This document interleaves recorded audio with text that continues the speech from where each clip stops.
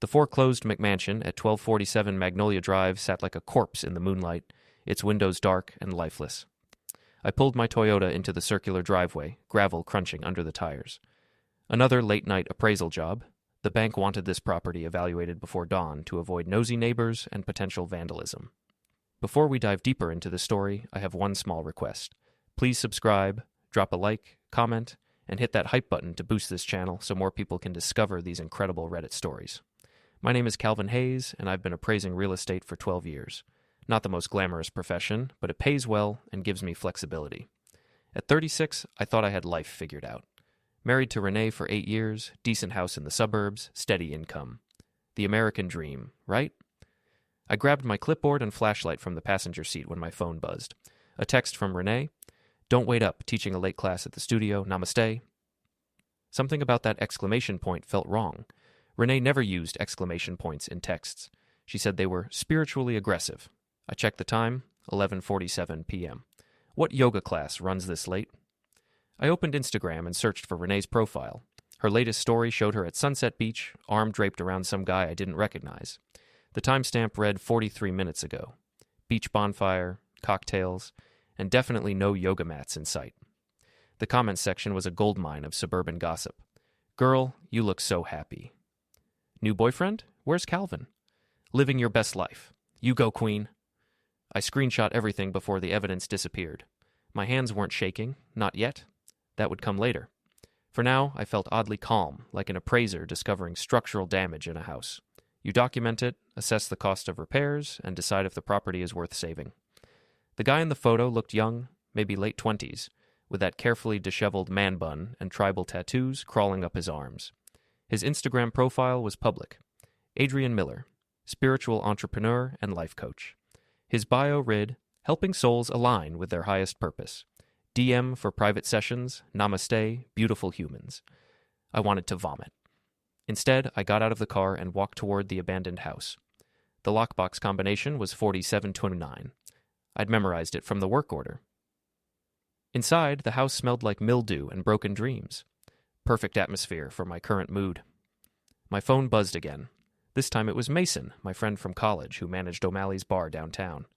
Dude, you need to see this. Check your DMs. The direct message contained a video filmed earlier that evening at Sunset Beach.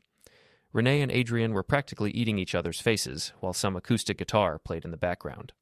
Other people at the bonfire were cheering them on like it was some kind of romantic comedy. I recognized several faces in the crowd, mutual friends who'd been to our house for dinner parties. Sarah Gibson from Renee's yoga studio was holding the camera, giggling. Mike Torres from my softball league was clapping. These weren't strangers enabling my wife's affair. These were people who knew me, who'd shaken my hand and eaten my barbecue. The McMansion suddenly felt too small. I walked outside and called Mason. How long has this been going on? I asked without preamble. Calvin, man, I'm sorry. I just found out tonight when Sarah posted it.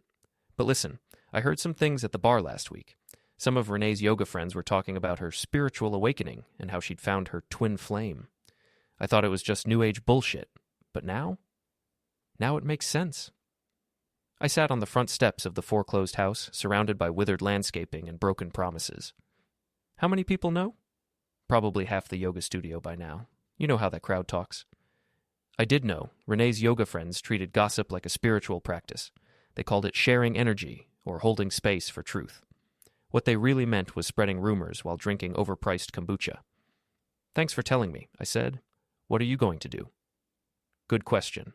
The old Calvin would have driven home, confronted Renee, demanded explanations, and probably ended up sleeping on the couch while she gaslit me about misunderstanding her spiritual journey. The old Calvin would have fought for a marriage that was already over, but sitting there in front of that foreclosed McMansion, I realized something important. I wasn't the old Calvin anymore. I was an appraiser, and I'd just assessed my marriage. The foundation was cracked, the structure was unsound, and the property wasn't worth salvaging.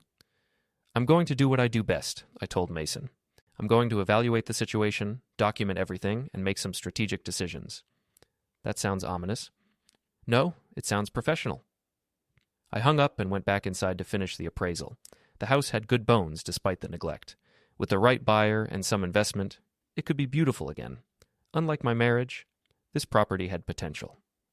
By the time I finished measuring rooms and taking photos, it was almost 2 a.m. I drove home slowly, planning my next moves. The house was dark when I pulled into the driveway. Renee's car wasn't there yet. I went to my home office and opened my laptop. Time to do some research on Adrian Miller, spiritual entrepreneur and home wrecker. His social media presence was extensive and nauseating. Lots of shirtless meditation photos, inspirational quotes over sunset backgrounds, and testimonials from transformed clients. Most interesting were his business ventures. Adrian had started 3 different companies in the past 2 years, a meditation app that never launched, a retreat center that got shut down for permit violations, and a line of sacred geometry jewelry that looked suspiciously like stuff you could buy on Alibaba for $5. The guy was a professional grifter with a spiritual twist, and somehow he'd convinced my wife that he was her soulmate. I heard Renee's car in the driveway at 2:17 a.m. She tried to sneak in through the back door, but I was waiting in the kitchen with a cup of coffee and my laptop open. "Oh!" She jumped when she saw me. "You scared me. I thought you'd be asleep." "Couldn't sleep? How was the late class?" Renee's face flushed slightly. She was still wearing the same clothes from the Instagram photos, a flowing white top and those expensive yoga pants that made her feel aligned with her feminine energy. It was intense, very transformational. We did some deep work on releasing limiting beliefs. Sounds powerful. Where did you hold class? The studio was dark when I drove by around 10. For just a moment, Renee's mask slipped. I saw panic flicker across her features before she recovered. We went to the beach afterward, to ground ourselves with ocean energy. Ah, I nodded like this made perfect sense. With Adrian Miller? The color drained from her face. How do you... Instagram, honey. Sarah posted videos. Renee sat down across from me, her hands folded in her lap like she was praying. Maybe she was. Calvin, I can explain. I'm sure you can. But here's the thing. I don't need you to explain. I need you to choose. Choose? Him or me. The marriage, or whatever this is. But I'm not doing the pick-me dance while you figure out your spiritual journey. Renee's eyes filled with tears. Real ones, I thought, though with her it was hard to tell. It's not that simple. Adrian and I have a connection that transcends the physical realm. Our souls recognize each other from past lives. Right. And what does your soul say about the fact that he's broke, living in a studio apartment, and has 3 failed businesses? Money isn't everything, Calvin. You've always been so focused on material things. Material things like our mortgage, like the car payments, like the health insurance that covers your therapy sessions? She flinched. That's not fair. Fair? I laughed, but there was no humor in it. Renee, you've been cheating on me with a spiritual con artist, and half our friends know about it. Fair left the building a long time ago. We stared at each other across the kitchen table. 8 years of marriage, reduced to this moment. I could see her calculating, trying to figure out how to spin this in her favor. We'll always be friends, right? She said finally. I mean, we've shared so much together. I don't want to lose you completely. Of course, I replied, smiling for the first time all night. We'll always be friends. But as I said it, I was already planning her destruction. The next morning, I woke up alone. Renee had left early for sunrise meditation with her spiritual circle. I knew she was really with Adrian, probably debriefing about our conversation and planning her next moves. Fine, let them plan. I had plans of my own. I called my real estate attorney, Jennifer Walsh, at exactly 9 a.m. Calvin, how's married life treating you? About to get complicated. I need to discuss some property matters. Ah. Jennifer's tone shifted to professional concern. Divorce? Not yet, but I want to understand my options regarding our house. Renee and I are joint owners, but I've been making the mortgage payments for the past 3 years while she built her yoga business. Come in today. We'll go over everything. Next, I called my office and told them I'd be working from home for the rest of the week, personal matters to handle. My boss, Tom Rodriguez, didn't ask questions. I'd been reliable for 12 years. I'd earned some flexibility. Then I called Sophie Tran. Sophie had been Renee's best friend since college, but lately I'd noticed some tension between them. Sophie was a graphic designer who worked from her home studio, and she'd always been the most grounded person in Renee's circle of spiritual seekers. Calvin, is everything okay? Not really. I was wondering if you had time for coffee today. I could use a friend's perspective on something. Of course, the usual place? We met at Grind Coffee, a local shop that served actual coffee instead of the adaptogenic mushroom lattes that Renee preferred. Sophie was already there when I arrived, looking concerned. "You look like hell," she said as I sat down. "Thanks. That's exactly what every man wants to hear." "Sorry. But seriously, what's going on?" I showed her the Instagram screenshots from the night before. Sophie's expression went from concern to disgust to anger in about 30 seconds. "That manipulative person," she muttered. "Sophie." "No, I'm serious. Do you know how many times I've listened to her complain about how you don't see her anymore? How you're too practical and don't understand her spiritual needs? And this whole time she's been cheating on you with Captain Chakra over here." Despite everything, I almost smiled. Captain Chakra? That's what I call him. Adrian's been sniffing around the yoga studio for months, offering free energy healing sessions to all the women. Sarah warned me about him, said he gives off predator vibes. Sarah was filming them last night. Sarah's an idiot. She thinks drama is entertainment. Sophie studied the photos again. How long do you think this has been going on? Based on when Renee started staying out late for classes? Probably 2 months. I'm so sorry, Calvin. You deserve better than this. Something in her tone made me look at her more carefully. Sophie had always been attractive, but I'd never really noticed before. Dark hair, intelligent eyes, and a warmth that Renee had lost somewhere along her spiritual journey. "What are you going to do?" she asked. "I'm moving out. Today, actually. Found a loft downtown that I can rent month to month while I figure things out." "That's probably smart. Give yourself some space to think." "There's something else. I'm going to sell the house." Sophie's eyes widened. "Can you do that without Renee's permission?" "Legally, no. But financially, she can't afford the mortgage without my income. She'll have to agree to sell or face foreclosure." "Damn, you've really thought this through." "I'm an appraiser, Sophie. I analyze property values and market conditions for a living. This is just another assessment." We talked for another hour. Sophie filled me in on things I'd missed. How Renee had been bragging about her spiritual awakening to anyone who'd listen. How she'd started criticizing me publicly at yoga events. How she'd been asking other women if they'd ever felt trapped in their marriages. "She's been setting up her exit narrative for months," Sophie explained. "Making you the villain so she can be the victim who escaped an oppressive relationship. Well, she's about to get her freedom, just not the way she expected." That afternoon, I moved my essentials into a furnished loft in the Arts District. It was expensive, but worth it. Exposed brick walls, floor-to-ceiling windows, and a view of the city skyline. The kind of place that said successful bachelor rather than abandoned husband. I left Renee a note on the kitchen counter. "Gone to give you space for your spiritual journey. We'll talk soon about next steps. Calvin." Then I drove to Jennifer's office to sign papers putting the house on the market. "You're moving fast," Jennifer observed. "Momentum is important in real estate. The market's hot right now." "And your wife?" "We'll adapt. She's very spiritual. I'm sure the universe will provide." Jennifer raised an eyebrow but didn't comment. We both knew that the universe typically provided through steady employment and good credit scores, neither of which Adrian Miller possessed. That evening, I was unpacking in my new loft when Mason called. "Dude, where are you? Renee's been calling everyone looking for you. She seems pretty freaked out." "I'm at my new place downtown. Didn't she find my note?" "New place? Jesus, you don't waste time." "Life's short, Mason. Too short to spend it with people who don't appreciate you." "Fair enough. So what's the plan now?" I looked out my window at the city lights below. Now I start my new life, and I let Renee figure out how to afford her old one. Cold, man. I like it. It's not cold. It's practical. Renee wanted freedom to explore her connection with Adrian. Now she has it, along with all the financial responsibilities that come with adulting. Speaking of Adrian, you should know. He moved in with her today. Saw his beat-up Tesla in your driveway when I drove by. Former driveway, and good for them. I hope they're very happy together. But as I said it, I was already planning my next move, because happiness, like real estate, was all about location, timing, and leverage, and I was about to teach both of them a lesson in market forces. 3 days later, Renee finally called me. "Calvin, we need to talk." "Of course. How's the spiritual journey going?" "Don't be sarcastic. This is serious. I'm being completely serious. You wanted space to explore your connection with Adrian. I gave you space. You can't just sell our house without discussing it with me. Actually, I can list it. Whether we sell depends on market response and your ability to buy me out." Silence. Then, "Buy you out?" "Well, you can't expect me to keep paying the mortgage on a house where I don't live while you and your boyfriend play house." "He's not my boyfriend. It's complicated."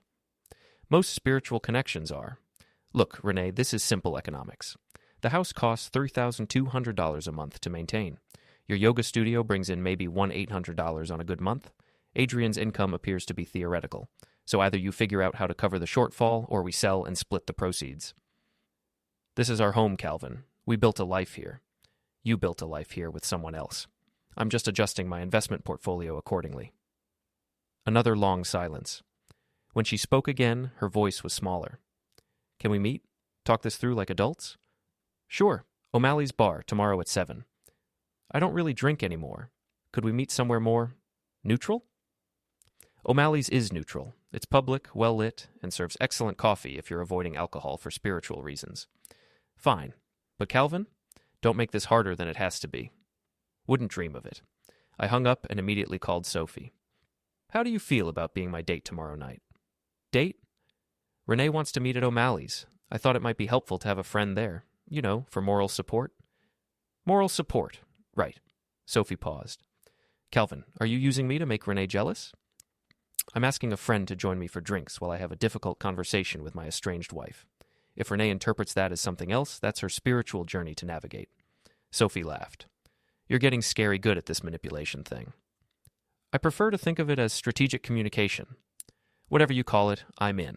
But I'm wearing something that makes me look amazing. I wouldn't expect anything less. The next evening, I arrived at O'Malley's early and claimed a table with a good view of the entrance. Mason was working, and he'd promised to make sure our drinks stayed full and our conversations stayed private.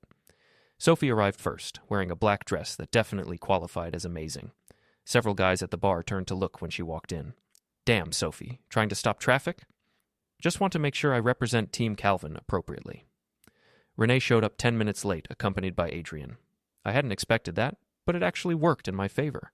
Nothing said, I'm over my marriage, like bringing your affair partner to a reconciliation meeting.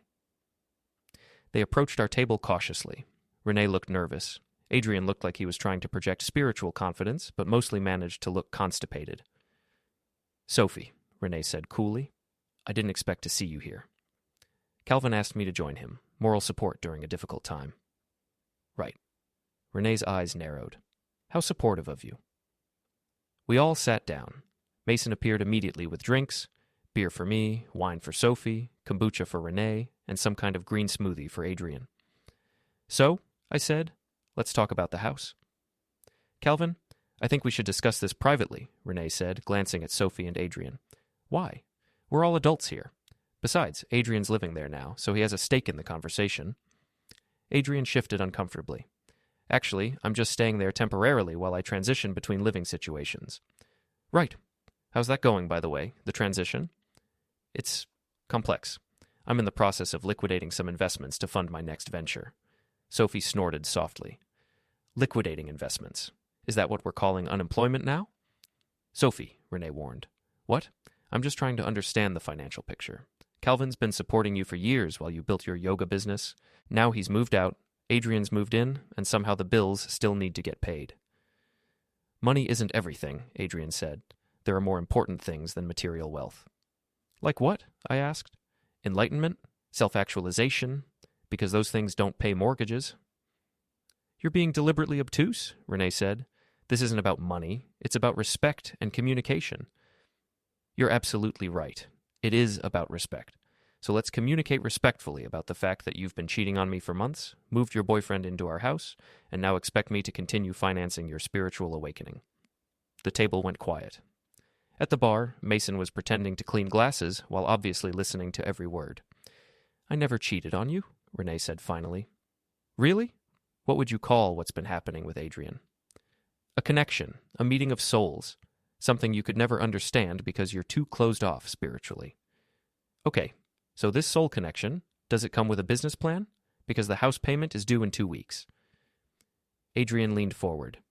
Look, Calvin, I understand you're hurt, but Renee and I have something special, something that transcends conventional relationship models. Transcends them right into my mortgage payment, apparently. This is exactly what I'm talking about, Renee said to Sophie. He reduces everything to money. No wonder our marriage failed. Your marriage failed because you're a cheating narcissist, Sophie replied calmly. The words hit the table like a slap. Renee's face flushed red. Excuse me? You heard me. You've been lying to Calvin for months, bad-mouthing him to your friends, and now you're trying to make him feel guilty for not funding your affair. It's textbook narcissistic behavior. I don't have to listen to this. No, you don't. You can leave any time. But the house is still going on the market Monday morning. Renee turned to me. Calvin, please. Can't we work something out? Maybe I could take over the mortgage payments gradually. With what income? Your yoga studio barely covers your car payment. Adrian's launching a new business, a wellness retreat center. We'll have investors soon. I looked at Adrian. The same investors who funded your meditation app and jewelry line? His face went pale. How do you know about those? I'm thorough. It's an occupational hazard. Calvin's been stalking you online, Renee said to Adrian. I told you he was obsessive. I prefer detail-oriented. It's what makes me good at my job. Sophie raised her wine glass. Here's to attention to detail, and to people who pay their own bills. She drank. I clinked my beer bottle against her glass. Renee and Adrian sat there looking like they'd been slapped with a spiritual fish. This is ridiculous, Renee said, standing up. Adrian, let's go. Actually, I said, there's one more thing we should discuss. They paused. The yoga studio lease is in both our names. I'll be removing myself as a guarantor effective next month. Renee's face went white. You can't do that.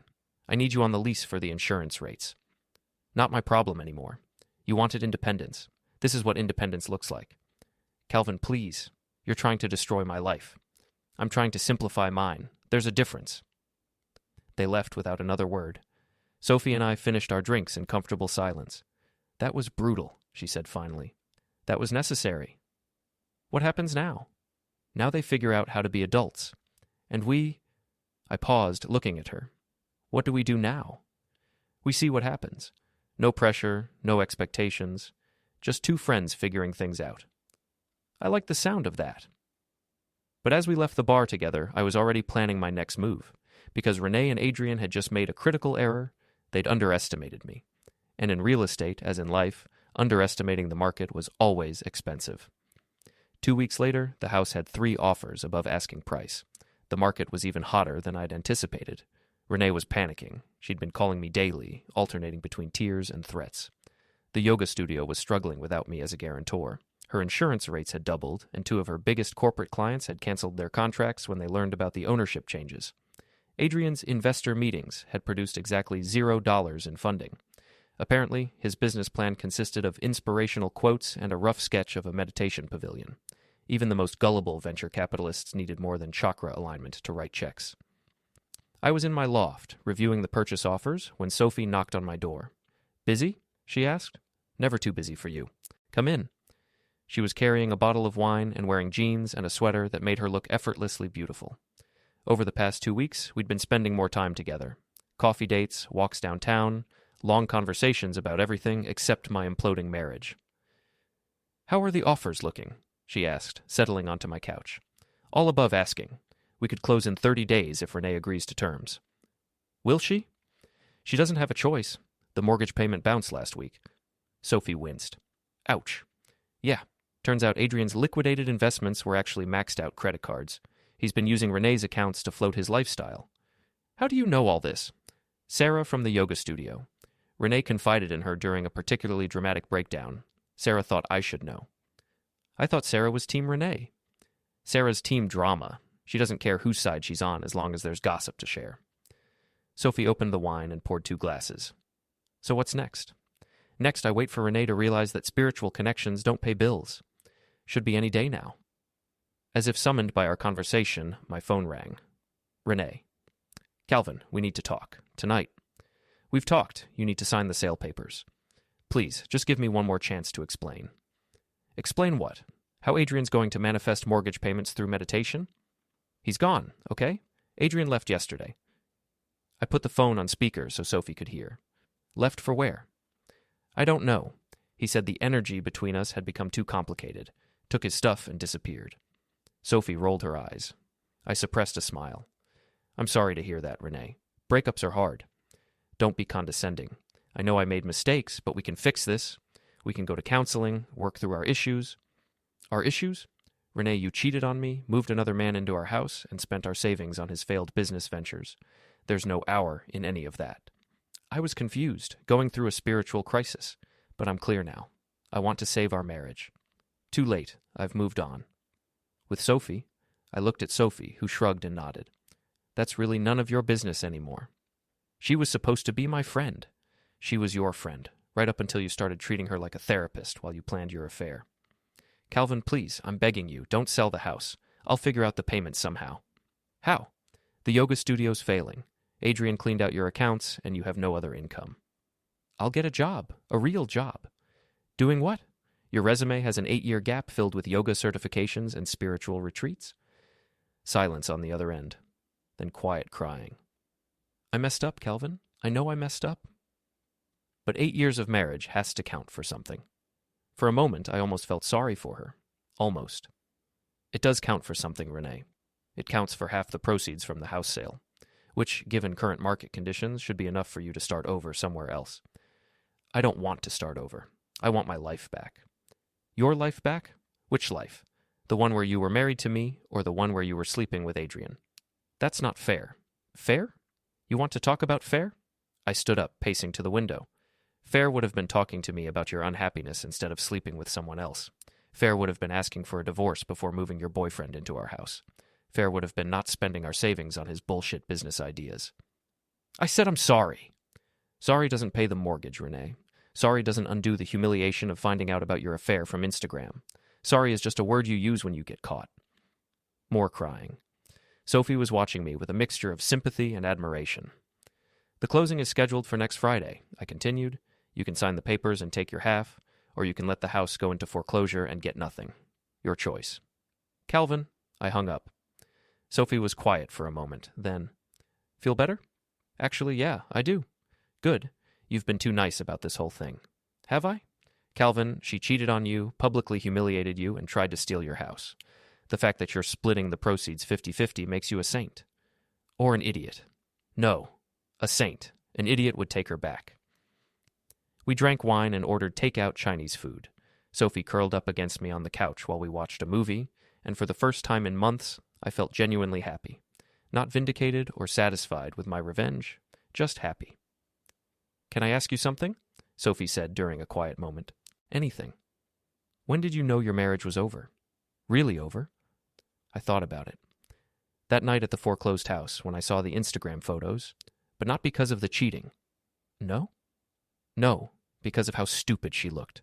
How completely she'd bought into Adrian's spiritual bullshit. I realized I wasn't married to the person I thought I was. I was married to someone who could be convinced that cheating was a soul connection and that poverty was a spiritual journey. That's harsh, but accurate. The woman I married was smarter than that, stronger than that. This version of Renee is just pathetic. Sophie was quiet for a while. Then, for what it's worth, I think the woman you married is still in there somewhere. She's just buried under a lot of new age nonsense and midlife crisis. Maybe, but that's not my problem to solve anymore. No, it's not.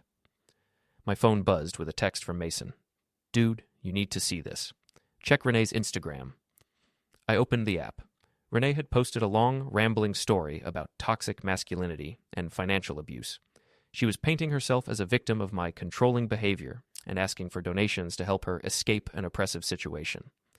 The comments were split between supportive friends and people calling bullshit. Sarah had posted a particularly brutal response. Girl, you cheated on him and spent his money on another man. That's not oppression, that's consequences. I showed the post to Sophie, who laughed out loud. Oh my God, she's completely lost it. This is actually perfect, I said. How is public humiliation perfect? Because now everyone can see exactly who she really is. No more spiritual victim narrative, no more poor Renee trapped in a loveless marriage story, just a cheating wife begging for money on social media. Sophie grinned. You're kind of scary when you're strategic. I'm an appraiser. I assess situations and determine their true value. Renee's true value just became very clear to everyone who knows her. And what's your true value? I looked at her, really looked at her. Beautiful, intelligent, loyal Sophie, who'd stood by me when her best friend had betrayed me. Still calculating, I said, but trending upward. She kissed me then, soft and sweet and full of possibility. Outside, it started to rain, but inside my loft, with Sophie in my arms and my future finally looking bright, I'd never felt warmer. The house would sell. Renee would take her money and disappear into whatever spiritual community would have her. Adrian would move on to his next victim, and I would start the next chapter of my life with someone who actually deserved me. Sometimes the best revenge isn't destruction, it's success. The closing was scheduled for 10 a.m. on a Friday morning at Jennifer's law office. I arrived early with Sophie, both of us dressed professionally. I wore my best suit, the charcoal gray one that made me look like someone you didn't want to mess with. Sophie wore a navy dress that was both elegant and subtly devastating. "You ready for this?" she asked as we walked into the building. "I've been ready for months." Jennifer met us in the lobby. "Calvin, Sophie, the buyers are already here with their agent. We're just waiting for—" The elevator doors opened, and Renee stepped out. She looked terrible. Her hair was unwashed, her clothes wrinkled, and she had the hollow-eyed look of someone who hadn't been sleeping. Behind her walked a man I didn't recognize, probably her lawyer. "Renee," I nodded politely. "Calvin." Her voice was barely a whisper. Her eyes flicked to Sophie with undisguised hatred. "Sophie." "Renee, you look spiritual." I almost smiled. Sophie had a gift for passive aggression that would have impressed my grandmother. We filed into the conference room. The buyers were a young couple with a baby, exactly the kind of family that should be living in that house. They looked excited and nervous, the way people do when they're making the biggest purchase of their lives. The paperwork took an hour. Signatures, initial here, sign there, notarize this. Renee signed everything without reading it, her lawyer occasionally murmuring explanations that she ignored. When it was over, Jennifer handed us each a check. After paying off the mortgage and closing costs, we each walked away with $127,000. Not bad for 8 years of marriage. "Congratulations," the young husband said to me. "We love the house. We're going to be very happy there." "I'm sure you will be. It's a good house. Just needed the right family." Renee made a sound that might have been a sob. She grabbed her check and rushed out without another word. "Well," Jennifer said, "that was awkward." "That was closure," I corrected. Sophie and I had lunch at an expensive restaurant downtown. We ordered champagne and toasted new beginnings. "So what now?" she asked. "Now I buy a house, a real house, not a starter home or an investment property, something that's mine." "Any idea where?" "Actually, yes. There's a place in the historic district that just came on the market. Victorian renovation, original hardwood floors, modern kitchen. It's perfect." "Sounds expensive." "I can afford it. Turns out being single and debt-free is financially liberating." Sophie raised her glass. "Here's to liberation." "Here's to liberation." We clinked glasses and drank.